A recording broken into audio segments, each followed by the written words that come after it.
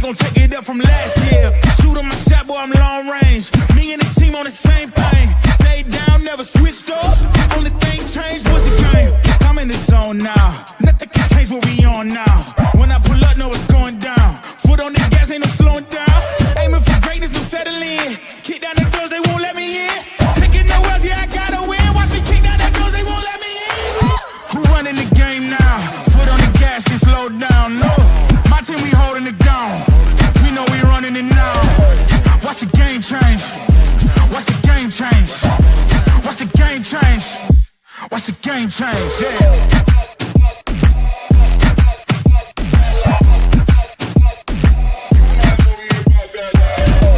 Watch the game change. Watch the game change. Watch the game change. Watch the game change. I do not gamble, but bet on me. Tell them that's like, yeah, c'est la vie. I'm taking a shot for my enemies. I can't waste no more time on my energy. I know they know I got it on lock. Go against me, that's a long shot. Cause I'm counting wins all around the clock. Never doubt me, boy, I don't stop. Who do you feel when they make you the monster? I am not scared of none of you imposters. Taking the lead now while they watching. Think you should leave now while the option. Taking no else, yeah, I gotta win. Watch me kick down the doors, they won't let me in. I'm running the game now. Foot on the gas, can slow down, no. Welcome to another edition of the It's Cavalier podcast, brought to you by Mellow Seltzer. Today, our Cleveland Cavaliers took on Cade Cunningham and the Detroit Pistons for the second time this season. And as always, they were in hot pursuit of victory, perhaps even more than they normally would, considering that they entered tonight's festivities sporting a 3-game losing streak.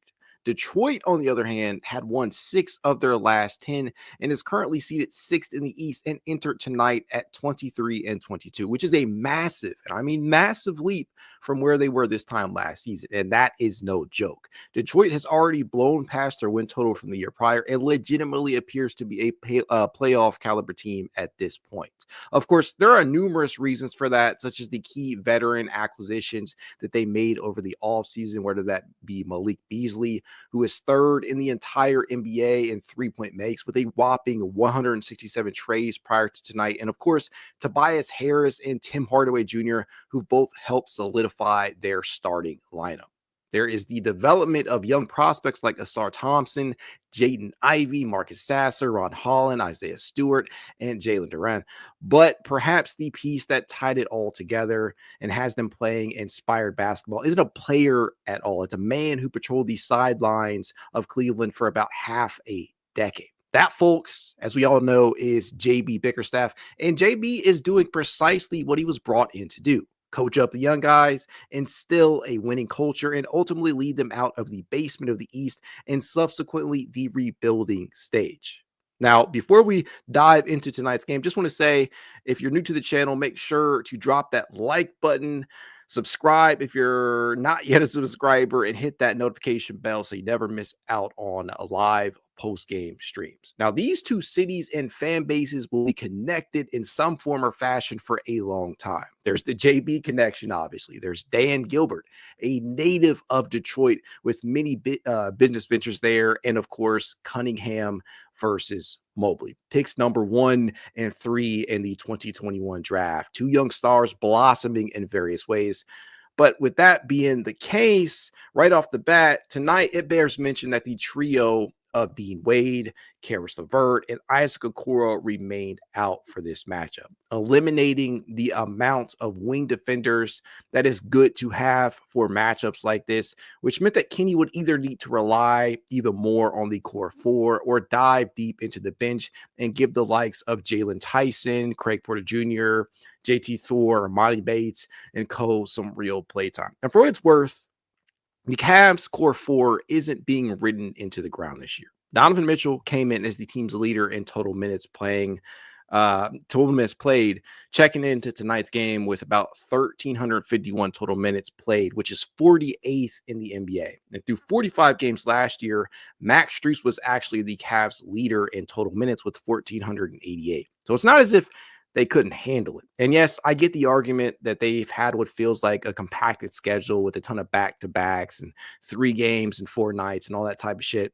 But they have not nearly been leaned upon as they were last season. But if this was ever an opportunity to see what you have in your young depth, it was probably tonight. And I think we saw that, right? We got to see Jalen Tyson and Craig Porter Jr. play minutes, meaningful minutes tonight at points. Not a ton, but they did get some run at various points throughout this game. And then they obviously, when the game was out of reach, they managed to kind of bring it home and close it out for Cleveland.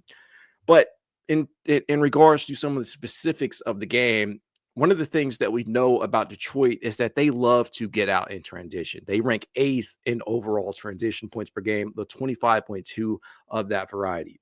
They score the league's 3rd most fast break points at 18.1 per game. So staying in front of them can often be key. And the Cavs have been playing a ton of zone lately, which worked tonight. I gotta admit that we've been shitting on and complaining about the zone a lot lately, but it actually worked tonight. It can be hit and miss though.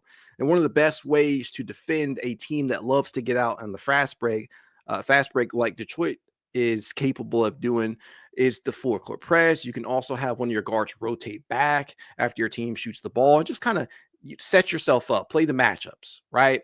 But with the team's best perimeter defenders out in Okoro, LeVert, and Wade, engaging in that type of defensive strategy or defensive approach might not always yield the best results. So the Cavaliers stuck with the zone. And I thought that they played it very, very well. It all starts with containing the driving ability of Cade Cunningham. And I won't lie to you, I thought this was going to be a very difficult matchup, considering that Dean Wade was missed, was going to be missed again. Isaac Okoro not starting because he's out as well. So Kenny Atkinson was quoted as saying that Max Strus would actually be the one beginning tonight's game, matching up with Cade. But he really saw a bunch of bodies, whether that was Darius Garland, Max Strus, Donovan Mitchell. He got George Niang at times, Mobley, Jared Allen. He really saw a ton of bodies out there. And even Jalen Tyson, who did pretty decent job on him as well. And that's one of the best ways that you can defend a Cade Cunningham. You just throw a bunch of bodies at him, and hopefully somebody is able to turn the water off. And I gotta admit, Niang actually held his ground against Cunningham, and I thought the Cavs in general actually managed to contain him tonight. They held Cade Cunningham to 22 points, but the best part about that is the efficiency. 9 of 26, which if I am not mistaken, they held him to 34.6%. They held him to 34.6% from the field tonight, including 0 of 4 from 3-point range. This tonight was an excellent defensive performance. They clearly made it a point to cut off the water of one Cade Cunningham. And I thought, again, they did their best to cut off his driving lanes, which did kind of force Cunningham into passing the ball along the perimeter. That said, there's most of the time, there's only so much you can do to limit him. But I thought that they did a wonderful job of doing just that. And even when he does, as long as you don't let his supporting cast beat you, you're generally doing okay. You're doing all right. And to that regard, one of the guys that I was a little bit worried about coming into tonight's game was Malik Beasley, who, again, drilled the 3rd most triples in the league coming into tonight. And he had himself a pretty good game tonight. 19 points, 6 of 11 from the field, 5 of 8 from 3-point distance. And as long as you did not have everybody going off like that, I felt legitimately it was going to be a good game. He knocked down his fair share of triples, some of them coming off his screens, others off of catch and shoot attempts. You got some pull-up action out there. And to me, Malik Beasley is used a lot like the Cavs use Max Strus and Sam Merrill. He's just knocking down the shots.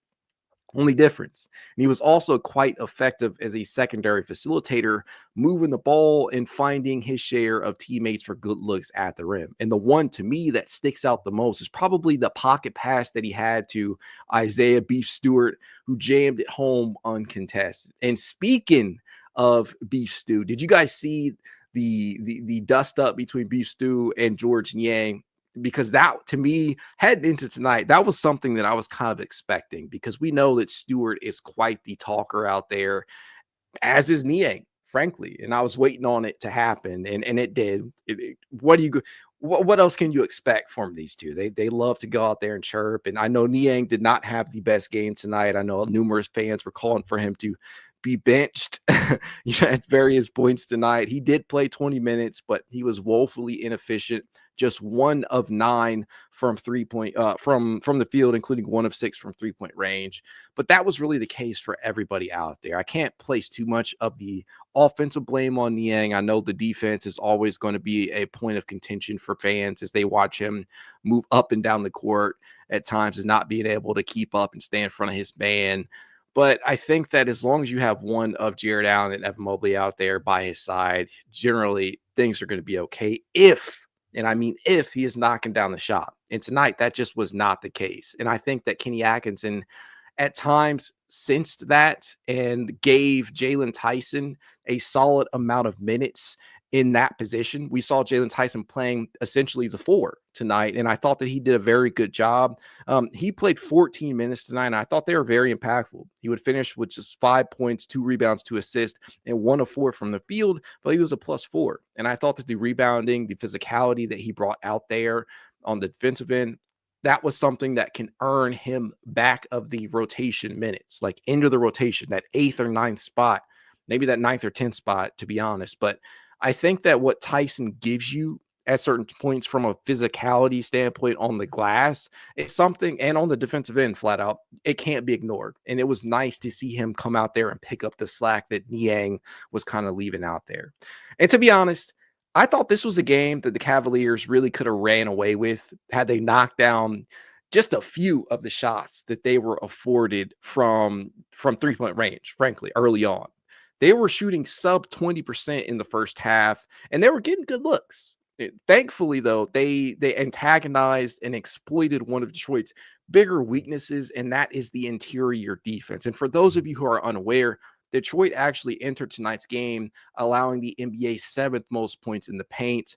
They could be had pretty easily if you exploit that one weakness. And Jared Allen and Evan Mobley being available at the same time, as we know, Mobley just came back, but him being out there alongside Jared Allen, there's just no way in hell that Detroit had what it took to contain either of those. And you saw that play out. You have Jared Allen finishing with his 25th double-double of the season with 15 points and 11 rebounds. You had Evan Mobley getting a double-double himself, 11 rebounds, 14 assists, 14 rebounds, 11 points, 14 rebounds for Mobley.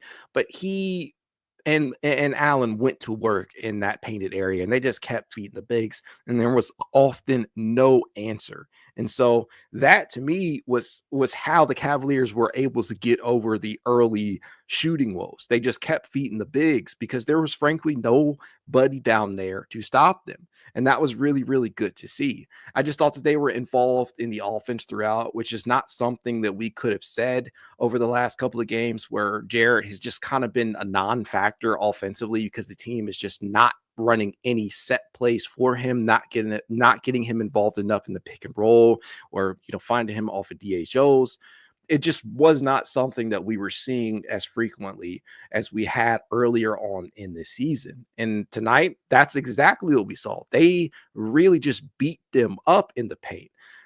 They combined for 20 first half points and helped lead the way with 28 points of the paint in that first half alone. And that would continue throughout the game. And it absolutely helped balance out the fact that Don and DG, they were a combined 6 of 18 from the field, including 2 of 11 from 3-point range up to that, leading up to the second half. They just could not find the bottom of the net in that first half. That would kind of turn around in the second, but Evan Mobley and Jared Allen were the key factors tonight in keeping this team afloat alongside the stellar zone defense that was actually working tonight. So we got to credit the team defense in that regard. I just thought this was pure demolition in the painted area, and it just continued all night, which is something that we absolutely needed to see from this Cavaliers team, as they have just letting teams been scoring left and right. The defense has been atrocious, but tonight represents the 5th time this season that Cleveland has limited an opponent to below 100. They limited Detroit to 91 points, which, if I'm not mistaken, is the lowest total of the season for them. And this is the first time the Cavaliers have limited an opponent to below 100 since the Phoenix game a couple of games back. It's been like 120 plus over the last couple of games for various opponents that the Cavaliers have faced. So it's nice to see them kind of turn back to the defense that they were playing earlier on in the season. And I think a large part of that is obviously having both of your bigs available. I know that Wade, Okoro, and Levert remain out, but it was really, really nice to see the duo of Evan Mobley and Jared Allen just kind of clean everything up and just be real rim deterrents out there. And they contained the drives. The guards managed to funnel Cade Cunningham into the bigs, and I thought that was one of the best ways to play against Cunningham, who frankly he is just a devastating driver of the basketball. This is a man who loves to drive and he loves to go downhill most nights. And to that point, he's actually one of the better players in the league at doing that, if I'm not mistaken. He actually entered tonight fourth in the NBA in total drives with 685. And we all know, again, containing him starts with cutting off those driving lanes, funneling him into the twin towers that they have down low in Evan and Jared, where they could just contest everything at the rim. And it was not working for one Cade Cunningham tonight. Now, again, I'll say this. He did manage to drive and kick a couple of times, which led to some triples for Detroit. And that was one of the things that I was most worried about with Beasley and Tim Hardaway Jr., two of their offseason acquisitions, being as good as they are, frankly, at shooting that basketball. But it just didn't feel like it was all that impactful. Everything that they put up, the Cavaliers were able to, to withstand their small runs. And so it was pretty awesome to see this team get back into the swing of things, despite shooting just 27%.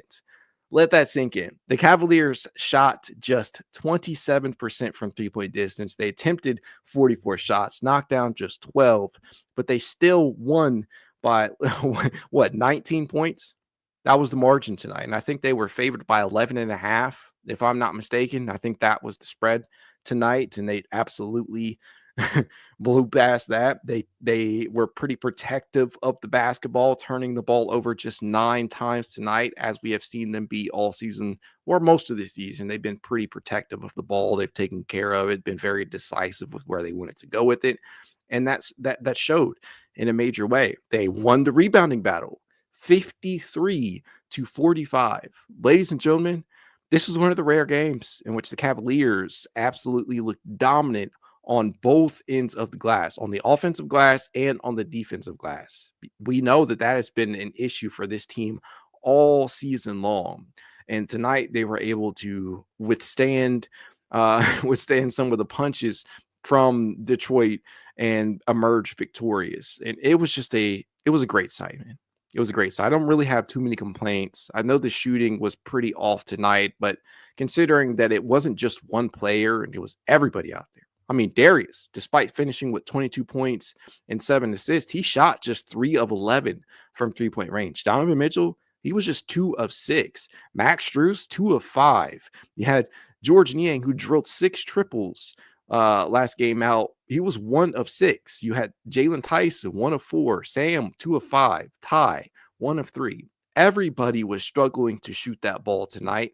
And despite that, they were able to pull out the dub by simply going to something that Detroit, frankly, just did not have. And that's just absolute devastating threats at the rim in Evan Mobley and Jared Allen. And that's simply what it boils down to.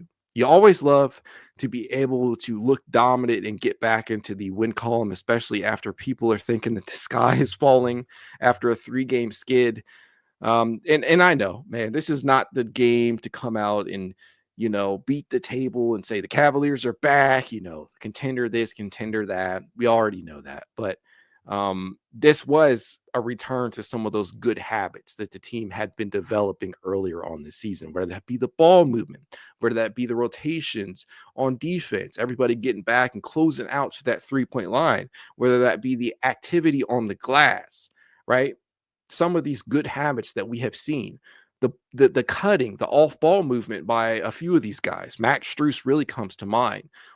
He kicked off the second half with, if I'm not mistaken, with back-to-back very, very good cuts to the basket. One off of a Darius Garland feed and the other off of basically a DHO, I think, with Jared Allen, which we know I've talked about numerous times. The chemistry between Jared and Evan and Max. Those guys, they are so key in getting Max good looks because his off-ball movement really gives them an easy target when he's cutting down, especially going baseline, or if he's, performing a 45 cut, something like that. You have seen that from Max Strus this season, not nearly as much as you did last season, but he's starting to get back to that as he's working himself back into game shape, which has been phenomenal. With that being said, perfect place to hop into the chat. Michael Scoopska says, back on track. Another one bites the dust. You love to hear that. Cleveland Cavaliers says, back in the win column. We love that. Tonight represents win number 37. These motherfuckers got 37 wins out of 46 games. Such a phenomenal thing. Despite that 3-game skid, man, we still feeling good over here. Derpy Entertainment says, good win for the Cavs to get back on track, but it was Pistons. I would give them more respect, but it's still a long season. Look, Detroit they entered tonight as the 6th seeded team. They made a massive leap from just where they were last season. And so, yeah, again, this is not the game to beat the table over and just, rah-rah it all up. But this was certainly something that the Cavaliers should feel good about with the way that they won. They overcame terrible shooting. And what have we been saying these last couple of games? They shot the ball very well against Houston, but they still took that L. They've had a number of games like that where they've shot the ball pretty well, but the defense was so ass that it didn't matter. And tonight, it was the inverse of that. The defense was great. The three-point shooting was terrible, and they still won because they went back to an advantage that they had tonight, and that was the bigs. You love to see that. Milkman Joe says, Mac, that was Detroit's lowest scoring game of the season. Indeed. 5th time this season, the Cavaliers have held a team below 100. You love to see it. HJ17 Gaming says, Evan still looks hurt. Yeah, I think he's still a little sluggish out there, still not moving like we had seen him earlier on in the season. But hell, I'll take it. 11 points, 14 rebounds. Played some pretty solid defense out there. Maybe not up to his standard, but still solid nonetheless. 3 assists, 2 steals, 2 blocks. Perfectly good stat line for Evan Mobley. Hailstone kind of, agrees with that. Evan did look a little sluggish. Good team win, though. Absolutely. Hailstone says, amazing game from Strus. The rebounding, man. The rebounding that I saw from Strus might be the most impactful thing of the night. He would finish with 10 points, 8 rebounds, 2 assists, was 4-9 from the field, 2 of 7 from 3-point range, 1 steal, 1 block, and was a team high plus 20. We know that plus minus is often not a very telling stat. There is context that needs to be added to it anytime you're mentioning it. But tonight you can clearly tell why that plus minus was as high as it was. Max was out there moving around the court like a madman. He was very active on the glass, on both the offensive and defensive glass, and he gave the Cavaliers a good solid outlet on the perimeter. I remain a very big fan of Max Strus, despite a lot of people seemingly giving up on him or just, feeling indifferent about the start that he has had this year. But if we consider the amount of games that he missed, it's okay to understand that Max, it's going to take some time for him to look like he did even last year. Jose says, Strus played hard tonight and was shooting decently. Nice to see. Absolutely. And he's had a couple of these games so far this year, but it hasn't been consistent. And I think that's the one thing that we're waiting on. We're waiting to see Strus put together a string of games looking like this, or at least, not a net negative defensively and knocking down shots. And if he can do that, I think it would get a lot more people back on his side. Beast Grill says, good bounce back win. Absolutely. I think that the Cavaliers needed this. We all saw it starting to kind of fester on social media. The Cavaliers taking a lot of flack, being called pretenders, fake, frauds, whatever word you want to place out there. I saw more than a few people tweeting that type of stuff out in the media, right? Saying immediately jumping to the Cavaliers need to make a trade for a Cam Johnson, or I think the name that was floated out today was Jeremy Grant. Names that sound good on paper, but pretty tough to acquire given the salary and assets the Cavaliers have at their disposal. So I'm not sure, but a win typically is the best deodorant, as we often hear, as cliche as that is. It's just the truth. Can't hide all the flaws, can't take away some of the problems that the Cavaliers have shown that they have, but nevertheless, getting back into that win column tends to shut some people up. And I think that's what needed to happen tonight. Hailstone says, I like seeing Strus move and cut without the ball. He's done that his entire career. He did that a lot last season, and now you're seeing it once more this year. The best thing about Max is that off-ball movement. He is more than just a shooter. He's more than just a movement shooter. He can facilitate a little bit. He is a quality rebounder for his size. He is an underrated defender. Not the best, but underrated nevertheless. He brings leadership. He's got that no-nonsense mentality. That's why I love having a Max Strus coming, whether he's starting or coming off the bench. Dr. Manhattan says, we back. Feels good to win. Still wish we won the last 3 games, but still good to win. Absolutely. I mean, 37 wins in 46 games.